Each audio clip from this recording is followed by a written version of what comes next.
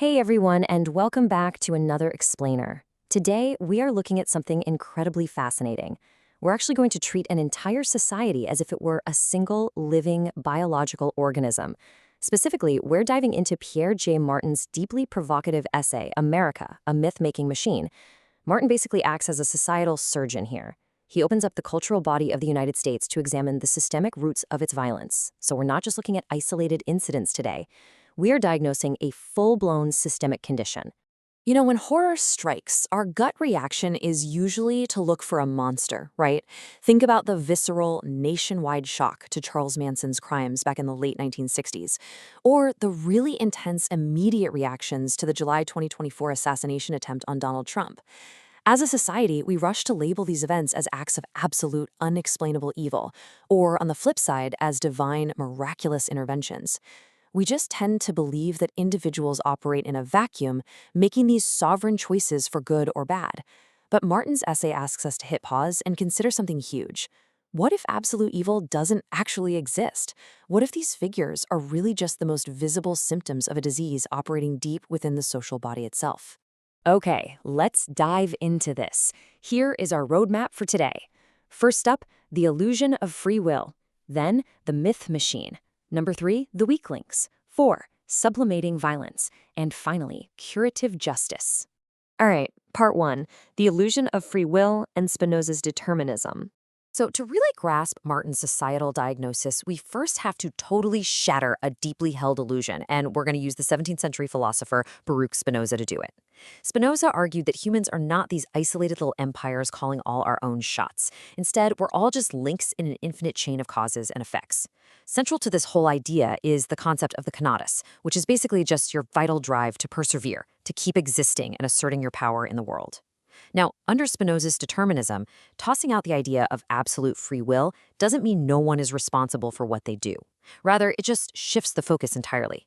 It tells us that a crime is not some random glitch in a person's morality. It's actually the necessary, inevitable consequence of biological, psychological, and social determinism. Every single one of us is shaped by the forces hitting our conatus. Moving right along to Section 2, the myth machine, looking at America as a cultural terrain. If individuals are entirely shaped by their environment, well, what kind of environment is shaping the American cultural body? And this brilliantly illustrates the core thesis of Martin's essay. He argues that American violence is generated by this really perverse fusion of two distinct forces.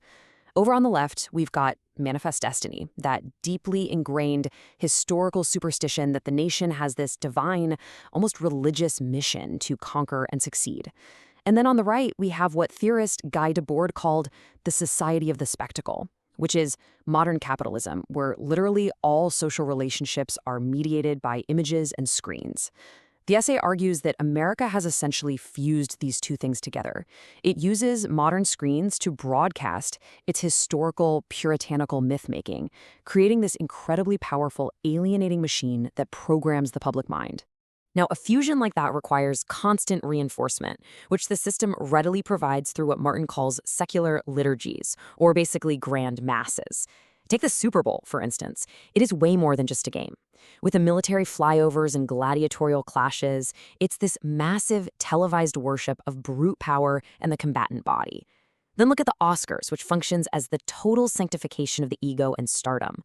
These aren't just light entertainment. According to the text, they are highly structured rituals designed to program the public with a mysticism of compensation. They make everyday citizens feel like they're part of this imaginary elite, which totally masks the deep inequalities and isolation of modern life. Think about it. How often are the media events you tune into secretly selling you a comforting myth just to mask everyday isolation? Which brings us to Section 3, the weak links, or the symptoms of the system. So, what actually happens when this intense, totally image-obsessed machine pushes down on people whose conatus, their vital drive, is already fragile? The essay impartially analyzes two highly polarizing figures here, not as political actors, but as twin symptoms of this exact system. They represent the absolute extremes of media exclusion and hyper-inclusion. On the left, Martin points to Charles Manson. Because he was excluded and rejected by Hollywood, his weakened conatus sought power the only way the specific system respects, through the spectacle. He quite literally used real blood to force his way onto the screens. Then, on the right, the author analyzes Donald Trump as the ultimate product of hyperinclusion, a figure forged entirely by reality television and media. Martin notes how, during that July 2024 assassination attempt, the image of blood was instantly captured by social media to reinforce a myth of divine intervention and destiny. Both of these figures, the author argues, demonstrate a society that has swapped out rational citizenship for the worship of extreme imagery. But here's the thing. The machine doesn't just pump out figures of violence or political spectacle. It also actively needs to manufacture artificial icons of purity to mask its own internal darkness. The essay uses the really tragic case of Whitney Houston to explain this. Houston had genuine, incredible talent and authenticity, but she was captured and meticulously reformatted by the industry. She was turned into what Martin calls a counter-myth, a symbol of pristine, unblemished purity designed specifically to satisfy a puritanical public. And all the while, this image was hiding the deeply cynical, predatory reality of the Hollywood machinery operating right behind the scenes. So, the crucial point is really captured perfectly in this quote from the text. While a figure like Manson attacked Hollywood because he was totally excluded from it, Hollywood destroyed Houston from the inside out of cynicism for having included her too much. Her conatus, her actual vital life force, was slowly crushed by the immense weight of playing a saintly idol in a deeply corrupt Weinstein-era system. It just goes to show that the myths we create to comfort ourselves can be every bit as destructive to the individual as the monsters that terrify us. Okay, let's pivot a bit to Section 4, Sublimating Violence, which explores alternative medicine for society. If our society is systematically generating these breakdowns, what on earth is the alternative medicine? Well, the author provides a brilliant contrast to Charles Manson by looking at the French artist Antonin Artaud. Both of these men suffered from deep psychological distress. Both had a severely broken conatus, but their outcomes were entirely different. Manson lacked any kind of cultural safety net, so he passed to the act, turning the real world into a literal bloody spectacle. Artaud, however, lived in a society that actually provided him a sanctuary for artistic expression. He was able to channel his inner torment into what he called the theater of cruelty, using metaphor, poetry, and art to achieve real catharsis on a stage, rather than out in reality. This brings up an absolutely crucial concept: tutors of resilience. Artaud had doctors, he had publishers, and a literary culture that acted as his tutors of resilience, guiding his destructive passions into creative, healthy action. The source material argues incredibly forcefully that we cannot simply manufacture monsters through our media and economy and then act completely surprised when they lash out. A healthy social body has to actively build these cultural and medical safety nets to protect its weakest links. It really makes you wonder, doesn't it? Who or what are the tutors of resilience in your own community? Let's move to and see how this builds into our final section, towards curative justice, choosing healing over moral vengeance.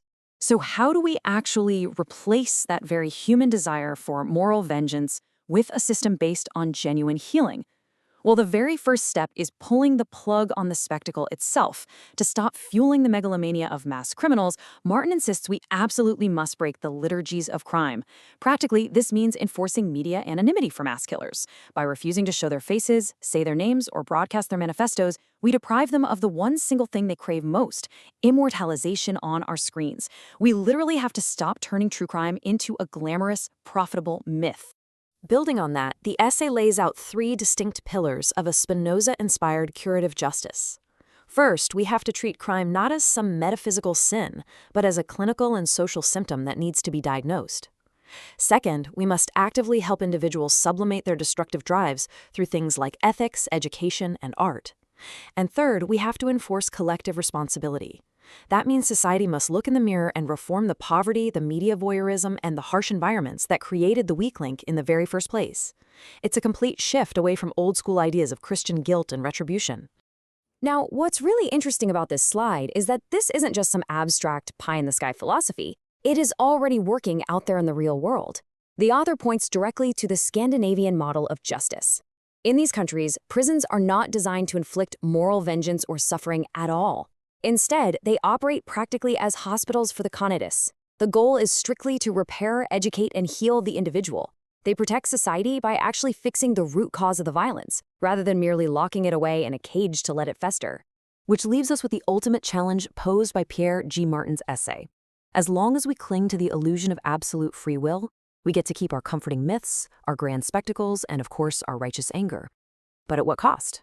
Are we, as an indivisible social body, truly ready to abandon the satisfying theater of moral vengeance in order to do the really hard systemic work of true healing? It's a profound question, and one we definitely all need to reflect on. Thanks so much for joining me on this explainer. Keep seeking those deeper causes, and I will see you next time.